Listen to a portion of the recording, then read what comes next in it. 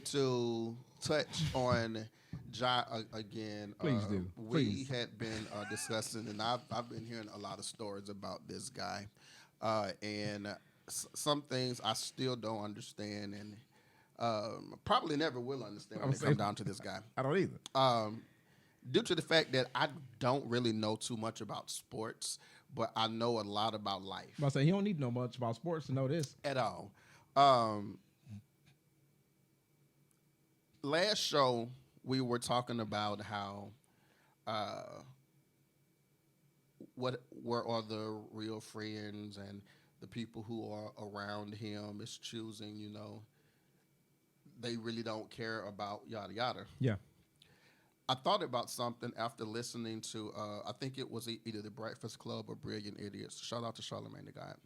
Um, I can't blame them no more because I remember after the first time he went through this, he got on camera and he was saying, "I know my wrong.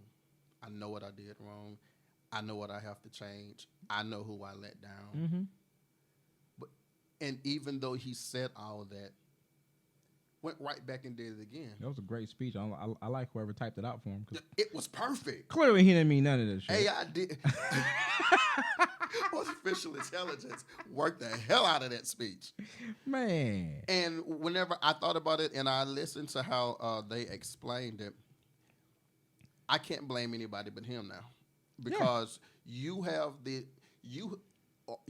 put in a place where you have an opportunity of a lifetime. Yep.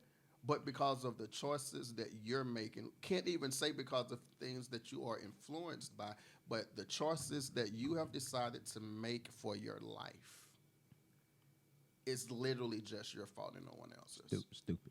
It's very stupid. And a lot of people would still say, well, he need more positive male figures in his life. Where's his father? Yada, yada, yada. No. Y'all can blame his father all y'all want to, but All you want. I think I did just fine without my father being in the picture. It's a matter of choices. Yeah. It's a matter of choices. What you do. You got an opportunity of a fucking lifetime. Absolutely. If you don't know by now, Yeah. it's time for you to lose some of that opportunity. Yeah.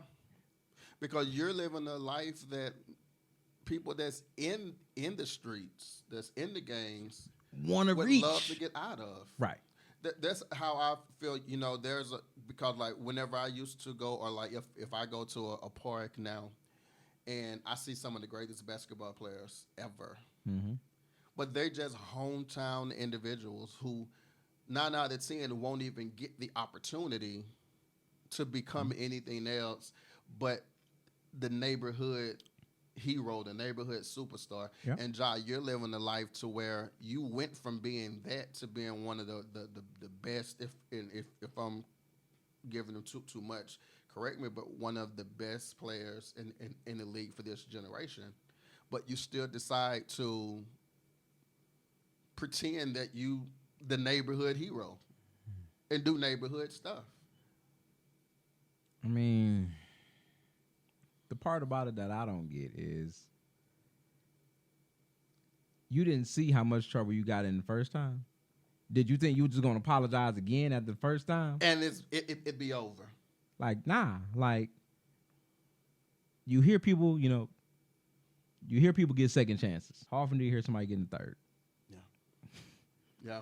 You literally did the same thing.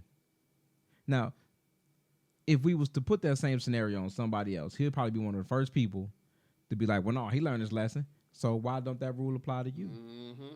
Yeah. You got to use that same logic. Yeah. You can't sit here and say, well, I learned my lesson. I'm going to do all of this to change. And you ain't did nothing. You didn't put forth any kind of effort. You ain't even tell the people around you, like, don't have it around me because, I'm on some other stuff. You didn't elevate it. Mm-hmm. But somehow you still at the same level. Yeah. It's like he knew exactly what to say the first time to be able to get back in. Mm-hmm. But and I'm probably gonna say this wrong, but of course, again, y'all gonna get tired of me saying Charlamagne the God so much. But he has some of the best quotes. But the best way to prove that you are truly sorry or you apologize about a situation is your change behavior. Yep. I don't see that. Nah, I not at don't all. see where you are actually sorry. You have remorse about what happened the first time. Whenever you can go back, and it's not like he went back a year after, like 2 years after. We just seen this first video yesterday, Mm-hmm. and then I wake up this morning, paraphrasing, and I see it again. So I would have more respect for him if the next news brief said that he was dealing with a drug issue or he was dealing with a mental issue. I would take the mental health issue That would over explain anything. why he's constantly being seen in this kind of situation. That would make a lot more sense to me, but can't look at it that way because it don't seem like nothing mentally is wrong with him. No. Then also you gotta look at it like this: how many endorsements he gonna lose Man, with that one? yeah. First time we'll let you know we'll sit down and we'll discipline you. Basically, Second time, you messing up our brand Yeah, because yeah. if we keep on supporting you and the people seeing what you're doing, somebody gonna stop buying our product, using our service, buying our shoes, whatever that endorsement is. People gonna stop messing with us because they see that we're still supporting you. yeah. Now that mental health thing, that it might work for him. They might feel sorry for him. They might decide to want to get him some help. But people that got professional careers with him, Man, it's a wrap for that. and people would probably normally be like, "Oh, why are you cutting ties with him just because of XYZ?" Because I know my brand's value. Yeah, I would much rather, and that's not even just in this situation, and a lot of them. but in life general. Yeah, I would much rather cut ties with you if I see that you are not trying to change than to keep you around me in your situation and lose what I have. I think the part of it, especially because I consider him to be in the new age group. He ain't up there with us. I think part of it is that these kids nowadays, they think that I sound old saying that. Shut up. But no, I really think that this new generation thinks like only my followers can see this, Mm-hmm. and I feel like they really think like that. Yeah. Like people don't share stuff Yes. all the time. Yes. And on top of that, it don't matter how many followers you have as in a nationwide athlete. Yeah. It's gonna get out. Yeah.